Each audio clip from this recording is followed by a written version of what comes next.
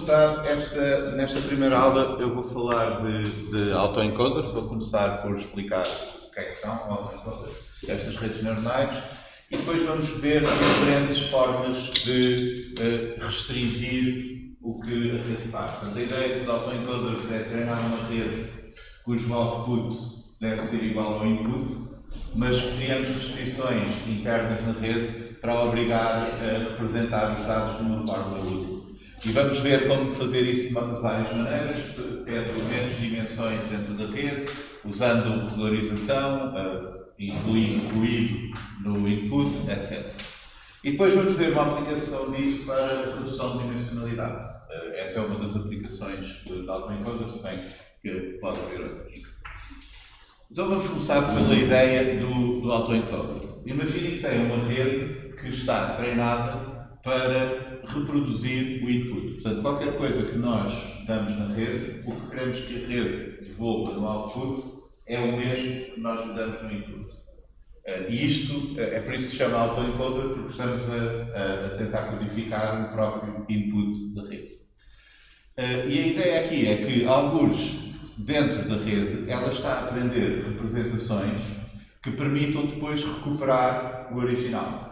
A rede vai transformar desta primeira parte numa representação interna, portanto a isto chamamos o encoder e cria aquela representação no espaço latente da rede, mas tem de criar esta representação de maneira a que depois a segunda metade da rede, o decoder, consiga recuperar o original. E aquilo que nos interessa no autoencoder são duas coisas aqui. Uma é, podemos treinar isto com quaisquer dados que tenhamos, não é preciso ter labels, ter rótulos ou assim, porque qualquer coisa que pomos na entrada da rede é isto que nós queremos à saída. E depois queremos aquela codificação que a rede cria no meio, que nós vamos restringir de alguma maneira. Portanto, esta será a ideia do autoencoder. Podemos pensar como ter o codificador e o descodificador ligados um ao outro. E não precisamos de ter quaisquer rótulos adicionais, porque no fundo, se nós pensarmos que o encoder aqui produz esta representação latente a partir do X que nós pomos, o que queremos que o decoder faça é que recupere o X a partir dessa representação latente. Portanto, só precisamos do X, só precisamos dos exemplos em si, não precisamos ter nenhum alvo para treinar o autoencoder. Mas agora, a questão aqui é o que é que nos interessa com isto, porque, no fundo, se nós estamos a obter uma função G de uma função f que, dado um x, nos vai dar um x outra vez, parece ser pouco útil, porque o x nós já temos, não é? Portanto, a ideia do autoencoder não é tanto aqui obter a imagem, mas é o que se passa cá dentro. É este f de x que normalmente nos interessa, se bem que o G, às vezes também, como vamos ver alguns exemplos. Portanto, o que queremos nesta representação interna é poder especificar alguma restrição na rede, de forma a que a representação tenha alguns atributos que nos sejam úteis. Por exemplo, um exemplo muito comum é ter uma dimensão mais baixa. Nós podemos pegar numa imagem que tem milhares de pixels e representá-la num vetor que pode ter dimensão 2, por exemplo, e depois fazermos uma representação gráfica da distribuição das imagens, ou um tamanho pequeno para podermos pôr num classificador, ou algo assim. Podemos também capturar alguma estrutura dos dados, dependendo das restrições que vamos pôr. Vou dar alguns exemplos disso, mas a ideia é que estamos a usar a capacidade da rede de transformar os dados em representações úteis. Com este truque de ter no output o mesmo que o input, para podermos treinar com quaisquer dados, mesmo que não tenham rótulos, e ajustando a forma como a rede aprende ou a sua arquitetura, criar uma representação com os atributos que nós queremos. Portanto, desde que consigamos forçar o codificador a dar-nos algo de útil, ali no meio do autoencoder, nós conseguimos usar isto para criar representações úteis para nós. Então a ideia aqui é que temos um codificador, o encoder vai criar aquela representação latente a partir do input, o descodificador vai fazer o contrário, vai recuperar o input, e é isso que nos permite treinar a rede toda, porque aí conseguimos ver, comparar o output da rede com o input e reduzir a diferença entre os dois. Normalmente são redes feed-forward, vão só de um lado para o outro, não temos, podemos criar autoencoders recorrentes assim para algumas aplicações, mas estes exemplos que eu vou dar aqui são todos unidirecionais, de trás para a frente. E como o alvo é o próprio X, do nosso ponto de vista é aprendizagem não supervisionada, porque nós não temos de pôr algum código adicional. Portanto, é exatamente o tipo de coisas que usamos em aprendizagem não supervisionada, que são os dados em bruto sem qualquer regulagem extra. É claro que, do ponto de vista da rede, a aprendizagem é exatamente a mesma como as outras. É backpropagation, reduzir uma função de loss, e nós temos lá o alvo para o output da rede. Só como o alvo é o input, e já não nos veio à borda, para nós é a aprendizagem não supervisionada. Agora, o que precisamos é de criar aqui alguma restrição no meio da rede, para que a rede não faça a operação trivial de copiar os valores todos de um lado para o outro. Portanto, se isto fosse uma rede que não tinha nenhuma restrição na parte interna, ela simplesmente ia fazer, multiplicava tudo por 1, por exemplo, até que chegava ao fim e tinha exatamente o mesmo input e não tínhamos nada de útil. Portanto, essa é uma parte importante aqui, que é criar algo na parte interna da rede que eu obrigo a criar uma representação útil. Vamos ver então diferentes tipos de autoencoder, e um que é bastante intuitivo será o Bundle Complete Autoencoder, que tem um espaço latente com uma dimensão mais baixa do input. Portanto, se nós estamos a pôr vetores ou matrizes ou imagens com milhares de valores e temos lá um espaço latente só com alguns valores, por exemplo 2 valores, nós estamos a obrigar a rede a criar uma representação muito mais compacta dos dados que pomos. Então o que fazemos aqui é treinar esta função de loss que compara o nosso input com o output da rede. Pode ser, por exemplo, diferença quadrática ou coisa assim, um erro quadrático médio.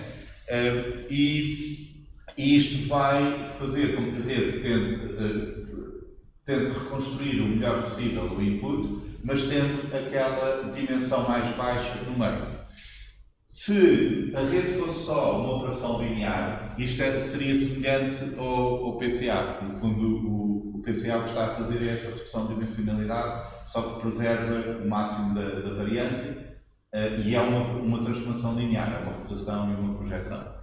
Como a rede é muito mais complicada do que isso, além de não ter aquela restrição de ortogonalidade, os vetores próprios são todos ortogonais, no caso da rede neuronal não precisam, as componentes que temos lá não precisam de ser ortogonais, mas além disso a rede faz muito mais do que apenas uma rotação e uma projeção. Portanto, se nós tivermos uma rede profunda, temos muito mais flexibilidade nas transformações que fazemos aqui. Mas a ideia é semelhante, que é passar de uma dimensão alta para uma dimensão mais baixa. A grande diferença é que, enquanto que uma técnica como o PCA passa de uma dimensão alta para uma dimensão mais baixa, preservando a variância, aqui o que estamos a fazer é criar uma representação que permita o melhor possível reconstruir o input. Portanto, não é apenas preservar a variância, é preservar toda a informação necessária para conseguir reconstruir o input. Portanto, com a capacidade da rede de fazer transformações não lineares e sem aquelas restrições, e com o objetivo de reconstruir o input, nós podemos ter representações muito mais úteis aqui. Agora, temos de ter cuidado também com o overfitting, porque se tivermos uma rede demasiado poderosa, ela pode, em última análise, simplesmente funcionar como uma tabela. O exemplo número 1 é este, o exemplo número 2 é este, e assim por diante, e não temos aí nada de útil naquela representação. Mas este é um exemplo clássico de um autoencoder que recebe como input um vetor de 8 valores, mas no conjunto de dados que temos, só um dos valores é que está a 1 e os outros todos a 0. Portanto, pode ser 1 seguido de zeros, ou 0, 1, 0, 0, 0, etc. Estes são só os 8 exemplos que existem no conjunto de treino. E o que nós estamos a fazer é treinar a rede para nos dar como output exatamente o mesmo que foi o input, aqueles 1 e aqueles 0. Mas a rede só tem 3 neurónios na camada escondida. E o que acontece com o treino é que ela vai aprender a transformar estes inputs nestas representações, e estas representações são uma codificação binária das 8 possibilidades, que é o 101, 001, 010, 110, tem aqui as 8 combinações de aceso ou apagado naqueles neurónios. Portanto, a rede está a criar uma representação de vetores de 8 valores só em 3 neurónios, porque o tipo, as combinações de valores que recebe não são todas as possíveis, são só aquelas que se consegue reduzir àquelas 8 representações. Portanto, desta forma, a rede está a capturar um aspecto importante do input. Sim. O que é que acontecia se pudéssemos depois, em vez de serem 10, serem tipo 12 e já não conseguíssemos representar com 3 neurónios? Aí haveria uns que estavam intermédios assim, e haveria mais erro aqui. Se a rede não consegue criar essas representações, o que acontece à saída é que não conseguimos ter um erro baixo. Portanto, aí, se o problema for que a rede tem pouco poder de representação, temos underfitting, não é? A rede não consegue ajustar os seus dados. Pode acontecer também, suponho que a rede é muito mais complicada do que isto, tem muitas outras camadas, e há aqui pequenas diferenças quase imperceptíveis, mas que as outras camadas depois ampliam e acabam por funcionar. Então aí podemos ter um problema de overfitting, que é a representação que temos aqui não está a ser muito boa para representar estes dados, porque precisa muito do trabalho todo das outras camadas para conseguir depois deslindar aquilo. E então o que temos é a informação está muito memorizada nos pesos todos da rede, funciona bem para aquele conjunto de treino, que foi para aquilo que foi otimizado. Se mudarmos para os outros exemplos, depois pode funcionar mal. E aí temos overfitting. Portanto, estes problemas podem surgir como em qualquer rede. Mas se ela estiver bem escolhida, podemos ter uma representação útil lá no meio. E isto serve bastante para manifold learning, aquilo que vimos no semestre passado. Portanto, nós muitas vezes os nossos dados não cobrem todas as possibilidades, todas as combinações teóricas dos valores dos atributos. Por exemplo, aqui nós temos 8 bits, portanto teríamos 256 combinações possíveis, mas na verdade no conjunto de dados só há 8 combinações. E a rede aprende que só essas 8, não são todas. Aqui neste exemplo temos os sismos à superfície da Terra, mas os sismos estão mesmo na superfície da esfera, não estão espalhados pelo espaço. Portanto, o que nós podemos fazer com esta redução de dimensionalidade é pegar num conjunto de dados que tem uma dimensão mais alta e identificar o manifold, onde é que essa hipersuperfície onde os dados se distribuem. Por exemplo, aqui neste caso seria os dados seguem uma linha, apesar de estarem no espaço tridimensional, podem ser bem representados a uma dimensão. E depois nós vimos algoritmos para fazer isso, como o ISOMAP, o TSNE, mas uma forma de fazer isto também é com redes neuronais, em que, em vez de usarmos uma técnica destas que tem um algoritmo fixo, portanto o PCA faz sempre pela maior variância, aqueles vetores ortogonais, nós podemos criar redes que podemos ajustar como quisermos. Podem ter mais camadas, mais neurónios, o que nós quisermos, e como são capazes de fazer estas transformações lineares, têm muito mais poder do que algumas destas técnicas. Este é um exemplo dos dados que vocês usaram o semestre passado no primeiro trabalho, aqueles das notas falsas, que são em 4 dimensões. Se nós usarmos PCA para reduzir isto para 2 dimensões, veem que há muita sobreposição entre as duas classes. Isto porque o PCA está a usar a tentar preservar o máximo da variância, mas só numa transformação linear, e o máximo da variância não é necessariamente aquilo que melhor representa a estrutura dos dados. Se nós fizermos isto com um autoencoder, apesar do autoencoder também não estar a olhar para as classes, está só a tentar reproduzir o input, não está simplesmente a maximizar a variância, está a maximizar a quantidade de informação que está na codificação, que permita depois recuperar os valores. Então isto é um exemplo de um autoencoder com esta arquitetura, 6 neurónios de entrada, 4, 2, 4, 6, e depois 4 de saída, que é para ser o mesmo número de valores que as notas têm, não é? Aquelas 4 dimensões. E este é o resultado do treino desse autoencoder, que podem ver que depois, nesta representação, é muito mais fácil separar as notas verdadeiras das notas falsas. Isto funciona porque basicamente nós estamos a exigir da rede que consiga reconstruir o input, mas tem de o fazer a partir de menos dimensões do que o input tem. E então a rede é obrigada a criar uma representação que preserve o mais possível essa informação necessária para recuperar. Portanto, este undercompleteness, criar uma rede que no espaço latente tem menos dimensões que o espaço de entrada, é uma forma de impor esta restrição, de obrigá-lo a fazer alguma coisa de útil. Aqui temos de ter cuidado com o overfitting, porque se nós complicarmos demasiado aqui a rede, pode acontecer que a parte do decoder consiga recuperar a posição de todos estes pontos bem, mesmo com uma representação completamente inútil lá dentro. E então aí nós não temos garantia de que a representação vai ser útil ou que generaliza para fora deste conjunto de prédios.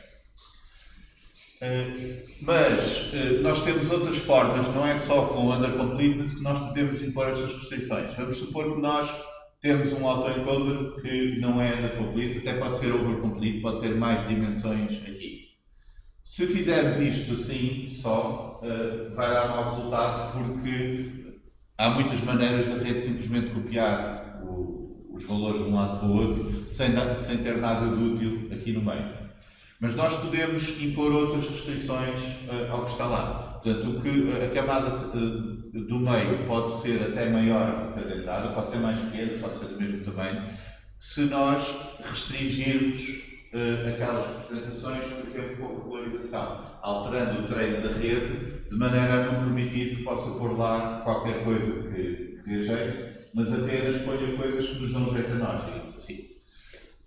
Portanto, aqui podemos fazer, por exemplo, com um sparse autoencoder, nós determinamos uma probabilidade dos neurónios naquela camada latente estarem ativos. Vamos supor que dizemos que deve ser 10% ou assim, e nós podemos depois medir para os vários exemplos e para os vários neurónios que temos lá, por exemplo, dado um exemplo, podemos medir a fração de neurónios que estão ativos. E agora impor como penalização, regularização, além da nossa função de loss, que diz que a saída da rede tem que ser o mais próximo possível do input, pomos também uma medida da divergência entre a probabilidade que nós queremos que os neurónios fiquem ativos e a fração de neurónios que estão ativos para cada exemplo. Portanto, isto é o exemplo desta callback library, da divergência callback library, que permite medir uma divergência, ou não é a mesma distância, porque não é simétrica, mas quão diferentes são duas distribuições de probabilidade. Portanto, se nós considerarmos estas binomiais, que é basicamente ou está ativo ou não está ativo, e nós temos a fração de ativos para cada um para os neurónios que estão na camada expandida. Tens alguma dúvida? Isto é aquilo do dropout? Não, isto não é o dropout, nós não estamos a desativar os neurónios. O que estamos a dizer é que vamos supor que nós queremos 10% dos neurónios ativos.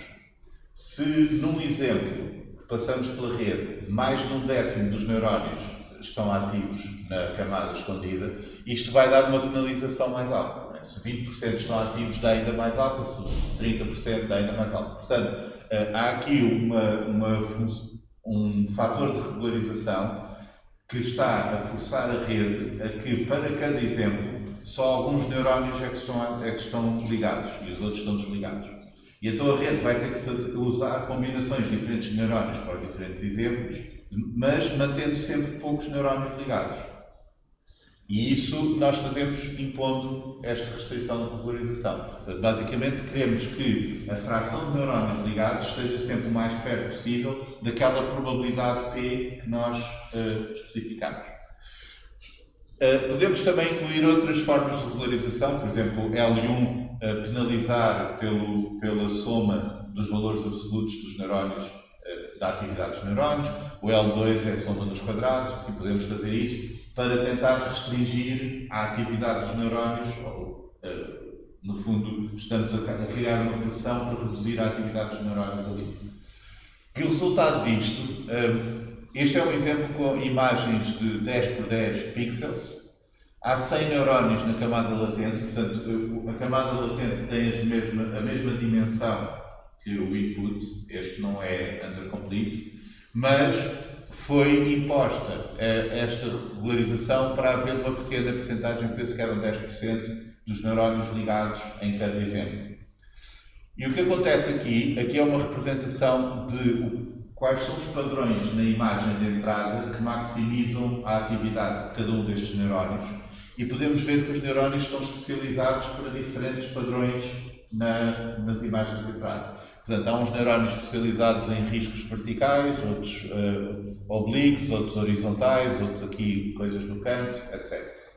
Portanto, a maneira como a rede resolveu este problema de reproduzir o input, mas para cada exemplo tendo sempre um número pequeno de neurónios ativos, é que especializou os neurónios a detectar características específicas que distinguem os vários exemplos de input. E então há um neurónio que está a ver se existe ali um canto brilhante na imagem. Há outro neurónio que está a ver se há um risco vertical e assim por diante. E então cada exemplo apanha apenas alguns desses neurónios e isso é o que permite depois ao decoder recuperar a imagem a partir da combinação de neurónios. Isso é dentro de uma camada. Esta é a camada escondida no meio onde nós estamos a querer ter a representação útil. Portanto, cada neurónio está a responder mais a certos padrões específicos de entrada. Portanto, aqui temos um exemplo em que temos um autoencoder que não é undercomplete, não tem redução de dimensionalidade, mas como temos esta restrição, esta regularização para o tornar sparse, para ativar poucos neurónios de cada vez, obrigamos os neurónios a especializar-se em características dos dados que distinguem os exemplos uns dos outros. E isso depois permite-nos ver na atividade dos neurónios essas diferenças entre os vários exemplos. Aqui temos exemplos de autoencoders sparse treinados no MNIST com diferentes regularizações. L1, L2, Student T e o Callback Library com uma probabilidade pequena de ativação. E nós podemos ver aqui, também está representado para cada neurónio, o que é o padrão na imagem que maximiza a resposta do neurónio. Podemos ver aqui, no caso do Callback Library, há neurónios que estão mesmo especializados para ver algo parecido com o 9, estas curvas assim como o 6, etc. Se não pusermos regularização nenhuma, isto fica uma coisa muito aleatória, não é? Porque agora há imensas maneiras dos neurónios se ativarem, ainda permitindo a reconstrução da imagem de input. Mas pondo penalizações, algumas funcionam um pouco melhor do que outras, mas vemos que os neurónios são forçados a especializar-se em características dos números que depois vão detectando se tem aquela barriga como o 6 ou a cabeça como o 9, coisas assim. Outra forma de fazer isto sem, no fundo, estar a pôr uma restrição por regularização no treino da rede, e lembrem-se que regularização é tudo aquilo que afeta a forma como o modelo é treinado sem alterar o modelo em si, com denoising autoencoders, em que nós obrigamos o descodificador a recuperar a imagem original, ou o input original, mas aquilo que alimentamos à rede é o input degradado com ruído. Por exemplo, no caso de uma imagem, podemos alterar valores aleatoriamente de alguns pixels, pôr alguns pixels a branco, algo assim, e agora o autoencoder está a ser forçado a recuperar a imagem original. Isto torna-o muito menos sensível a pequenas variações e pode fazê-lo aprender até a fazer isto para retirar ruído dos dados, etc. Portanto, neste caso, não é só a codificação, a representação que está ali que nos pode interessar, pode-nos até interessar o output aqui, porque nós podemos usar uma rede destas para retirar ruído ao nosso input. Se nós treinarmos a rede, se tivermos um conjunto de exemplos sem ruído e treinarmos a rede acrescentando ruído a esses exemplos, ela depois aprende a retirar ruído de exemplos que tenham ruído. Por isso, aqui é outro exemplo de criar um autoencoder em que nós estamos a usar regularização, ou seja, alguma alteração ao treino, para o obrigar a trabalhar para nós. E neste caso não é simplesmente copiar o input para o output, mas é perceber o que é que do input está a mais, o que é ruído, para retirar isso e recuperar a imagem original. Basicamente, o que vocês podem fazer aqui, e existe até no Keras, por exemplo, há layers para acrescentar ruído gaussiano e assim. Basicamente, o que fazemos é, vamos buscar um batch ou um exemplo ao nosso conjunto de dados, aplicamos com uma certa probabilidade alterações a esse exemplo, e depois o que vamos fazer aqui é tentar minimizar o erro de reconstrução do nosso autoencoder, mas comparando com o exemplo original antes de estar degradado. Nós estamos a alimentar o exemplo degradado e queremos maximizar a semelhança ao exemplo original. Parecido com isto, ou parecido no sentido em que tem um efeito semelhante de dar mais robustez também à maneira como a rede funciona, são os Contractive Autoencoders, em que o termo de regularização ali é o tamanho, a magnitude da derivada em função dos inputs do autoencoder. Portanto, o que nós queremos fazer aqui é que os parâmetros da rede fiquem de tal forma que a derivada da função de perda em função aos valores de entrada seja o mais baixa possível. Ou seja, a rede não muda muito, o output da rede não muda muito quando nós mudamos um bocadinho os valores de entrada, porque isso é o que quer dizer ter a derivada baixa. Se a derivada fosse alta, mudar um bocadinho os valores de entrada fazia mudar muito o output da rede. E quando fazemos isto, a rede torna-se menos sensível a pequenas variações no input e chamam-se contractive porque podemos imaginar que aquela hipersuperfície que a rede está a aprender não pode ser tão retorcida, mas é mais como se aquela pele contraísse muito, esticasse, não é? E ficasse muito mais tensa, portanto fica muito menos recortada, muito menos retorcida. Desta forma, pequenas variações nos valores de entrada vão dar a mesma representação na rede e o mesmo output, e por isso a rede também tende a agrupar próximo na representação que cria exemplos que sejam semelhantes uns aos outros. E isto cria uma melhor organização dos exemplos que tem lá no espaço latente. Favorece também pesos mais pequenos, não é? Quanto mais pequenos forem os pesos, mais pequena será a derivada ali, e por isso tem estas vantagens na criação daquele espaço latente, daquela representação, porque tende a ser mais robusto, menos sensível a pequenos ruídos, agrupar coisas semelhantes e ter essa hipersuperfície o menos recurva possível, portanto, menos problemas de overfitting, etc.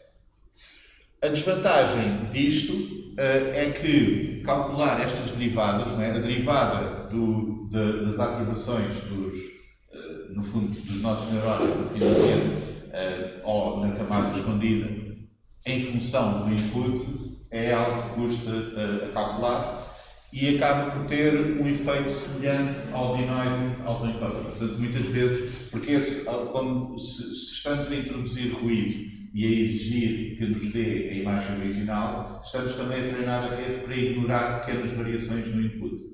Portanto, o Contractive Autoencoder é muito parecido em efeito com o Denoising Autoencoder e tende a ser bastante mais difícil de treinar, mais caro de calcular, por isso muitas vezes usa-se o Denoising Autoencoder em vez disso, mas esta ideia de termos a derivada da ativação dos neurónios na camada em que temos a representação latente ser o mais baixa possível, em função do input, dá-nos intuitivamente esta noção de tentar arrumar as coisas de maneira que os mais semelhantes fiquem próximos um do outro e que toda essa hipersuperfície fique o mais plana possível. Este aqui é um exemplo. Vocês quiserem ver mais detalhes sobre isto, podem ver no artigo, mas basicamente o que fizeram foi treinar o Contractive Autoencoder para criar uma representação mais reduzida dos dados e depois usar isso numa rede neuronal para classificação. E compararam isso com fazer essa redução com o PCA e depois usar na rede neuronal para classificação. E o que nós estamos a ver aqui é basicamente a importância que a rede neuronal está a dar a diferentes pixels da imagem quando faz a classificação, com base naquela transformação que fizeram para simplificar o input. Portanto, quando se usa estes Contractive Autoencoders, nós conseguimos ver que a rede classificadora está a olhar para zonas que fazem sentido intuitivamente. No caso do Meniste, ali de um 0, este cavalo, no caso do Cifar, esta outra base de dados de pequenas imagens para isto. Mas quando usamos o PCA, a rede depois vai à procura de coisas que não parecem fazer grande sentido, porque o PCA não está a conseguir capturar bem a distribuição dos dados, está apenas a tentar preservar a variância com uma transformação linear e, portanto, depois a representação que dá à rede, quando projetamos de volta na imagem o que é que a rede classificadora está a tentar está a usar para fazer a classificação, vê-se que anda distribuída aqui pelos pixels, quase parece aleatoriamente.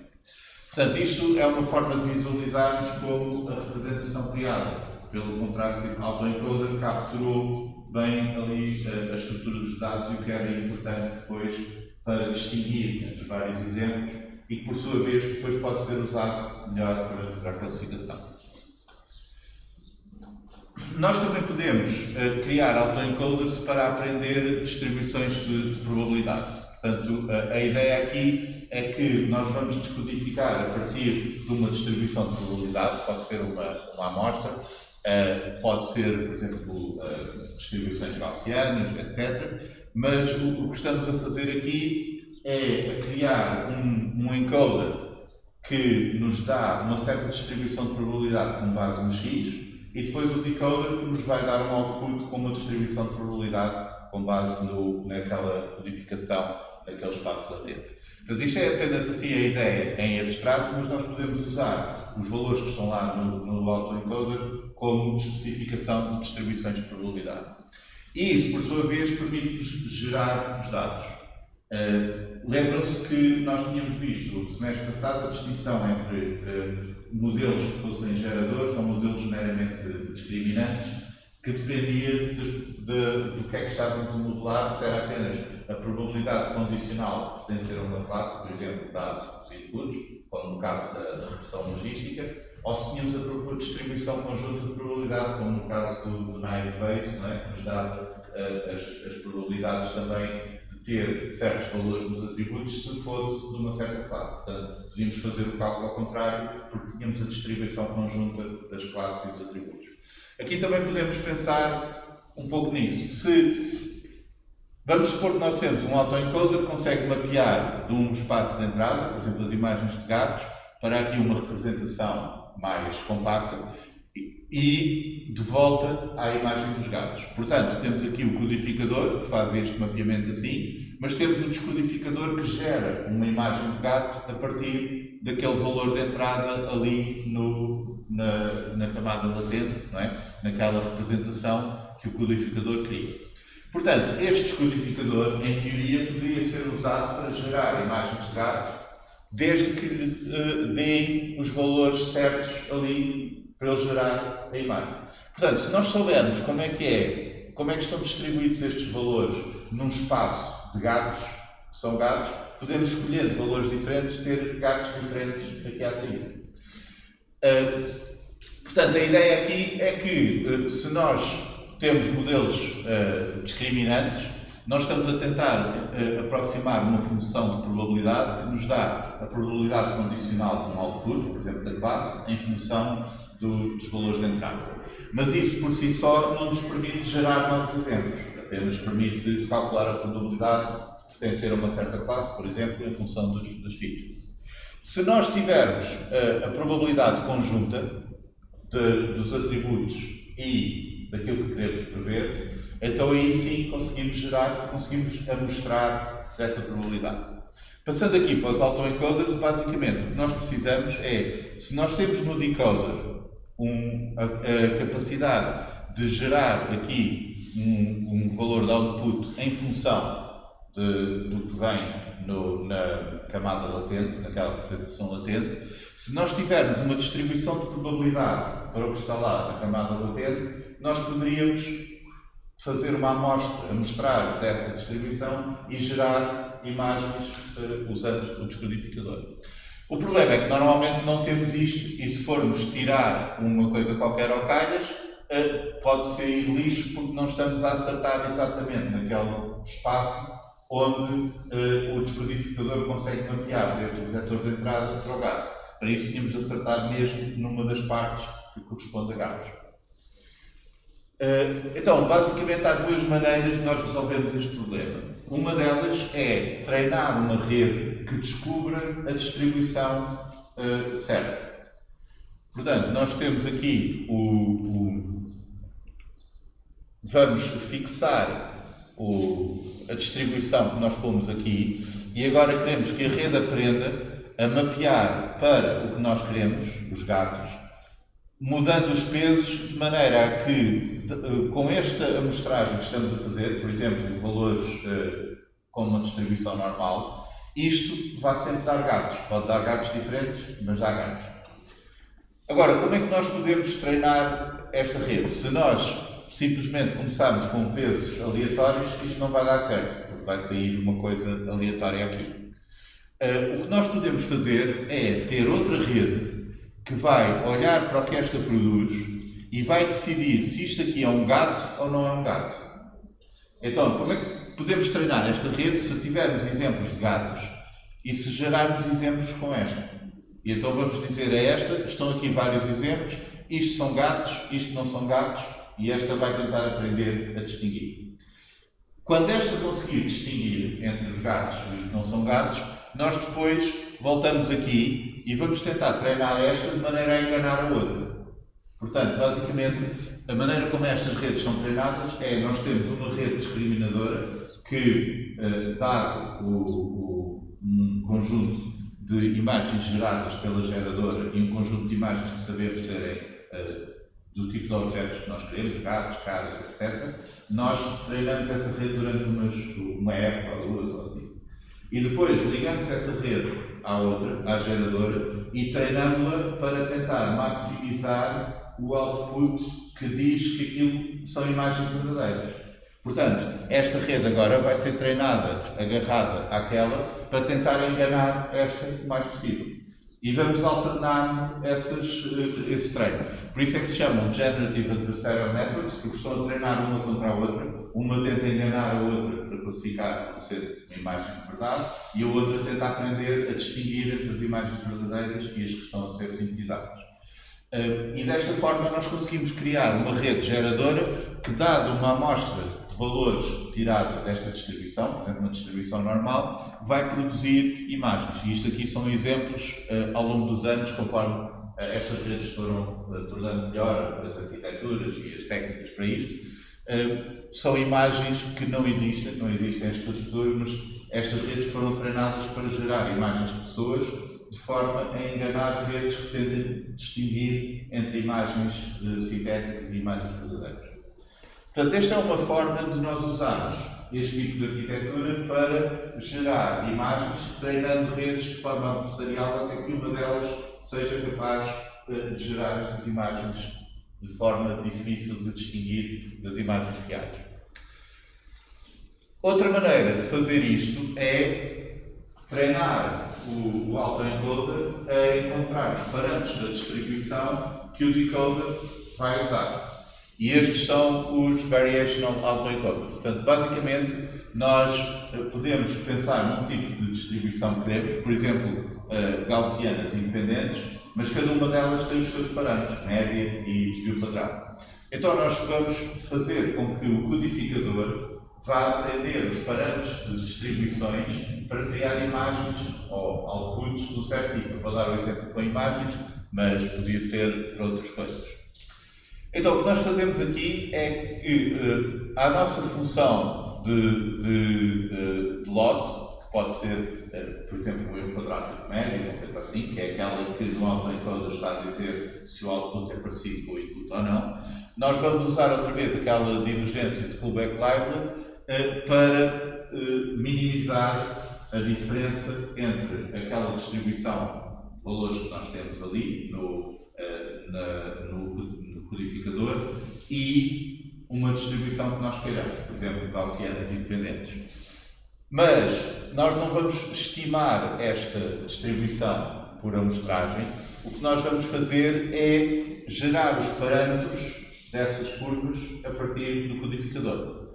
Portanto, a ideia aqui é que a parte da rede que faz a codificação nos vai dar, por exemplo, a média e o desvio padrão de uma distribuição, a média e o desvio padrão da outra, e o que é alimentado para a rede que vai tentar reconstruir o input é valores amostrados aleatoriamente destas distribuições que estão especificadas aqui. Portanto, esta é a ideia do Variational Autoencoder. O que o codificador está a aprender são parâmetros de uma distribuição de probabilidade, da qual depois vai ser tirada amostras para alimentar o descodificador. E a ideia é que o codificador consiga dar esses parâmetros de maneira a que o descodificador recrie a imagem original. E com diferentes valores nesses parâmetros, diferentes imagens vão surgir. O que é difícil, à primeira vista, para treinar aqui, é como fazer a propagação, o backpropagation, por este passo. Porque se nós estamos a tirar valores ao calhas, depois não conseguimos usar as derivadas e ir ajustando os parâmetros. E para isso há este truque de reparametrização. Vamos supor que nós temos aqui o codificador dá-nos uma média e um desvio padrão. Nós fazemos uma amostra aleatória disto, temos aqui um valor aleatório tirado desta distribuição e passamos ao decoder e não conseguimos passar aqui com backpropagation pelas derivadas, porque isto foi uma moeda ao ar, não é? Uma tirada aleatoriamente. Mas vamos imaginar que fazemos assim. O encoder produz uma média e um desvio padrão. Nós usamos a média e somamos o desvio padrão multiplicado por um valor aleatório. E isso é o que nos vai dar ali o valor de entrada para o encoder. Isto vai nos dar a mesma coisa, porque o valor que temos ali é a média mais o desvio padrão multiplicado por um epsilon, que tem uma distribuição normal, média 0, desvio padrão 1. Mas, por estes caminhos, nós já conseguimos calcular as derivadas, porque isto são só somas e multiplicações. Só não conseguimos calcular por aqui, porque este foi tirado aleatoriamente desta distribuição. Mas não faz mal, porque por aqui também não há parâmetros a ajustar. Isto é só a parte que introduz aqui ruído, digamos assim, aleatório. Portanto, fazendo esta reparametrização da amostra tirada naquela distribuição aleatória, nós conseguimos treinar os Variational Autoencoders e estes podem até ser combinados com informação acerca das classes para obrigar aquelas distribuições a procurar as diferenças entre as diferentes classes e dar resultados deste género. Por exemplo, este aqui foi treinado no MNIST e tem o encoder está a aprender parâmetros para duas distribuições gaussianas, portanto, como para os dois neurónios de entrada no decoder. E quando a rede aprende, uma dessas distribuições vai determinar o número que é escrito. Portanto, mudando a média e o desvio padrão que temos lá, as amostras que vão sair vão resultar em números diferentes. E a outra determina o estilo como o número é escrito. Portanto, nós desconvoluímos dois aspectos diferentes daquele conjunto de dados, que é o algarismo em si e o estilo como é escrito, e agora podemos usar combinações disto para fazer, por exemplo, um nova bold, ou um set muito direito, ou um set mais inclinado, e assim por diante. A mesma coisa aqui com as caras, se bem que agora não se nota assim tanto, mas temos o tipo de cara e o estilo do cabelo, dos olhos e assim, que é combinado com o tipo de cara. Portanto, se nós usarmos como parte das restrições que pomos àquelas distribuições, usarmos a mesma informação acerca das categorias dos exemplos, podemos obrigar o Variational Autoencoder a desconvoluir diferentes aspectos dos dados e aí depois permite-nos gerar dados parecidos com aqueles que nós usamos para treinar, mas em que nós controlamos esses diferentes aspectos. E então podemos escolher, por exemplo, qual é o algarismo e qual é o estilo em que ele é desenhado, coisas desse género. Isto, eu tenho estado sempre a usar exemplos com imagens, porque é o mais fácil de ver, mas ainda não falei especificamente de autoencoders convolucionais. A ideia aqui é simplesmente que nós, em vez de termos um autoencoder com redes densas, temos estas camadas convolucionais, em que vamos fazendo convoluções e pooling, como vocês já fizeram. Temos aqui uma representação condensada naquele espaço latente, mas depois vamos voltar para trás para conseguir reconstruir a imagem. E aí o que temos de fazer agora é fazer o inverso da convolução e pooling que temos feito, que é para conseguir passar de feature maps que estão com menos dimensão àquilo que nós tínhamos originalmente na nossa imagem. Portanto, a ideia aqui, o que se chama às vezes, o nome é um pouco infeliz, mas como nós temos camadas de convolução e depois pooling, aqui chamam às vezes camadas de desconvolução, se bem que isso não faz, é um pouco como destrocar, não é? Desconvoluir é convoluir à mesma, portanto não faz assim muito sentido, mas a ideia é que nós vamos andar para trás e em vez de termos feature maps cada vez mais pequenos, vamos passar a ter feature maps cada vez maiores, portanto temos de aumentar a resolução dos nossos mapas. E há basicamente três maneiras de fazer isto. Enfim, há maneiras, assim, pequenas variantes disto, mas eu vou só falar assim um pouco por alto, porque a que funciona melhor basicamente é fazer um upsampling, por exemplo, por interpolação, e depois aplicar uma convolução. Há outras, como convoluções fracionais, transpostas e assim, que tendem a não funcionar muito bem, mas vocês podem também encontrar na literatura.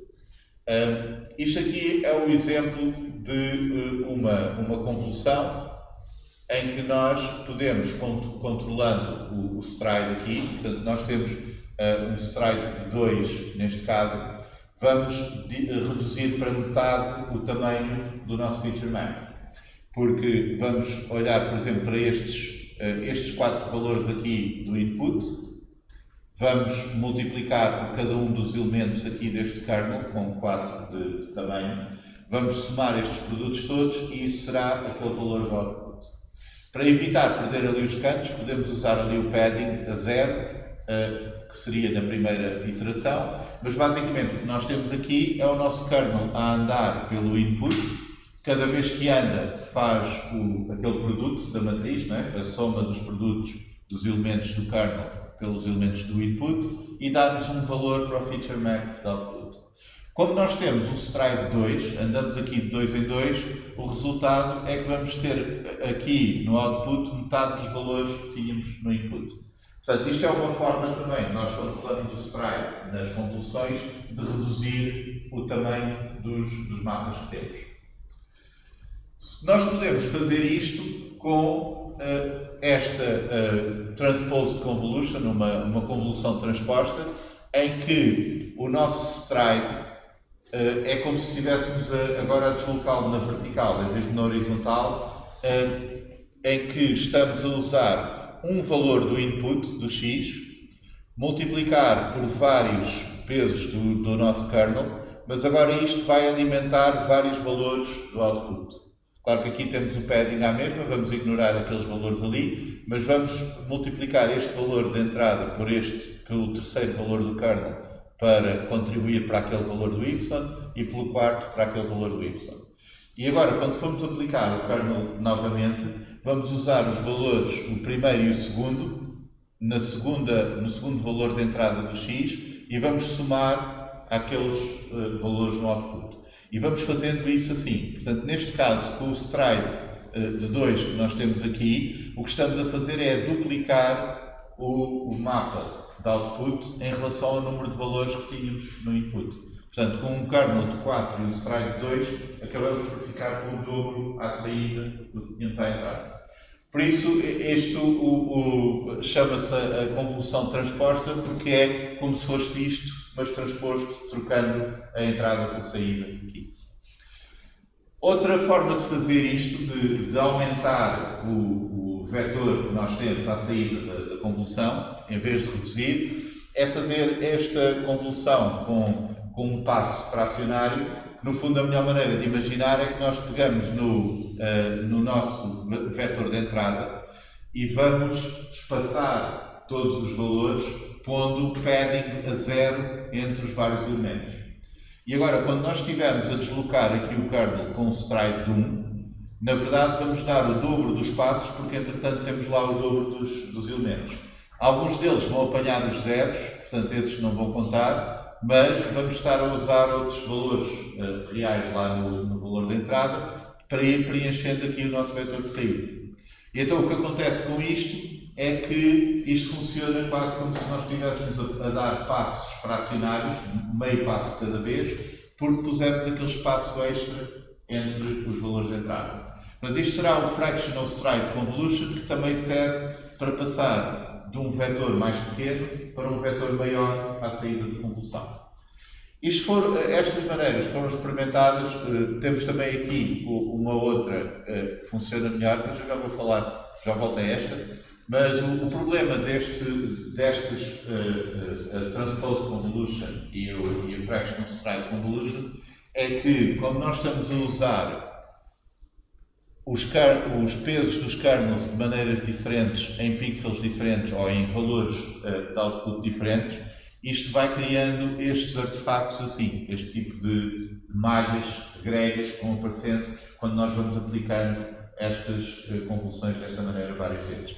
Portanto, se bem que isto apareça nas bibliotecas e muitas vezes na literatura, na verdade o que funciona melhor é simplesmente fazer um upsampling e depois fazer a convolução. Portanto, nós podemos imaginar isto como sendo o upsampling primeiro, por exemplo, com esta interpolação nearest, o que faz é criar novos valores, estes que estão todos a cinzento, copiando os valores originais. Portanto, vocês podem imaginar que têm uma imagem a resolução baixa e quando fazem o upsampling, o que estão a fazer é basicamente aumentar os pixels. Em vez de um pixel ser só um, passa a ser um quadradinho de 2x2 com a mesma cor. É? Nós temos a imagem ainda em baixa resolução, está muito tosca, mas agora está a ocupar mais pixels porque duplicámos os pixels todos. Mas depois, se nós aplicarmos uma convolução a seguir, nós podemos ir suavizar aqueles blocos todos toscos que temos e tornar a imagem mais bem delineada com a convolução que estamos a aplicar. E não temos aqueles efeitos estranhos que aparecem aqui quando aplicamos aquelas convoluções transpostas ou passo fracionário.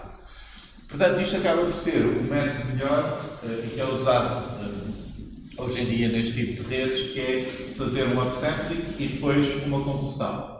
Então, o que fazemos quando comprimimos é convolução e pooling. Quando voltamos à resolução original, é upsampling e convolução, e fazendo isso conseguimos condensar a representação e depois voltar a reconstruir a imagem.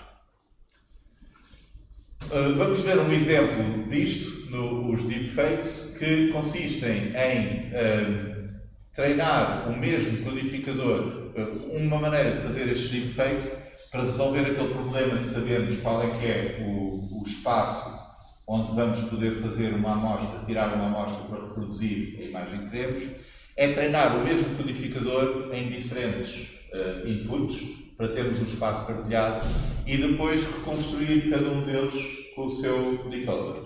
Desta maneira, nós conseguimos gerar aquelas imagens dos deepfakes.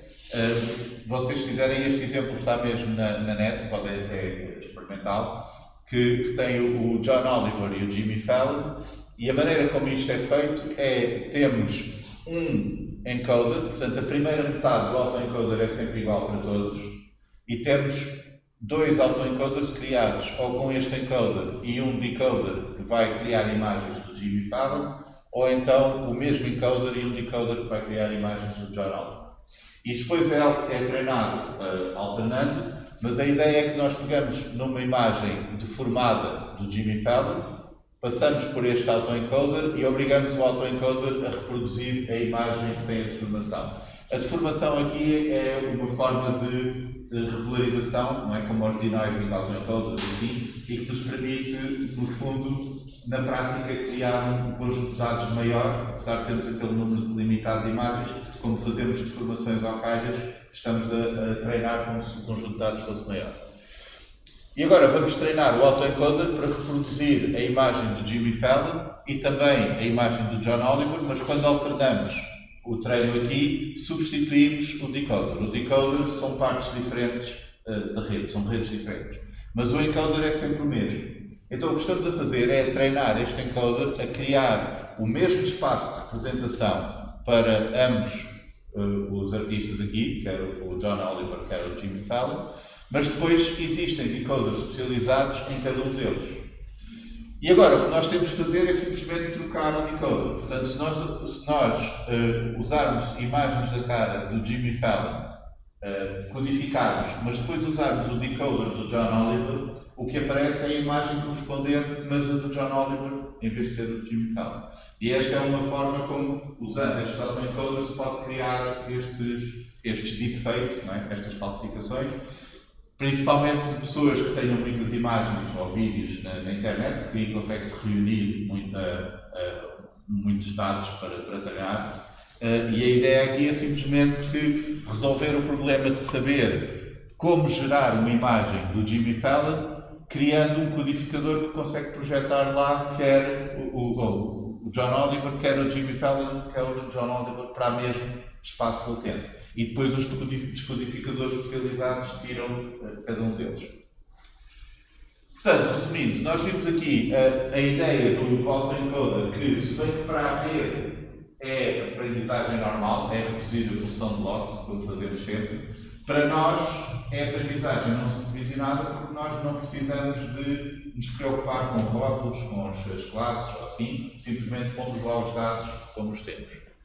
E a ideia é que nós vamos impor alguma restrição à rede na sua capacidade, na representação que ela vai ter de criar, para que essa representação tenha alguma utilidade para nós. Pode ser dimensão mais baixa, pode ser sparseness, pode ser com aquela mais robustiez a pequenas variações, enfim, várias coisas dessas, mas estamos a querer que a rede lá dentro faça alguma coisa que nos seja útil e depois vamos aproveitar esse miolo da rede para fazer algo.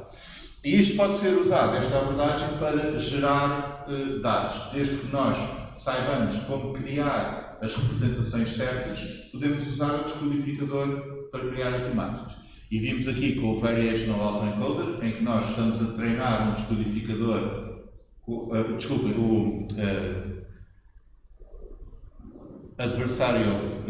Generative Adversarial Networks, em que nós estamos a treinar o descodificador competindo contra a rede classificadora, portanto, ele está a aprender a enganar a rede classificadora. Os Variational Autoencoders, nós estamos a aprender distribuições de probabilidades, onde podemos mostrar depois para gerar o output. E estes tipos de técnicas em que nós combinamos várias partes dos encoders e decoders para substituir uns pelos outros, por exemplo, no caso dos deepfakes.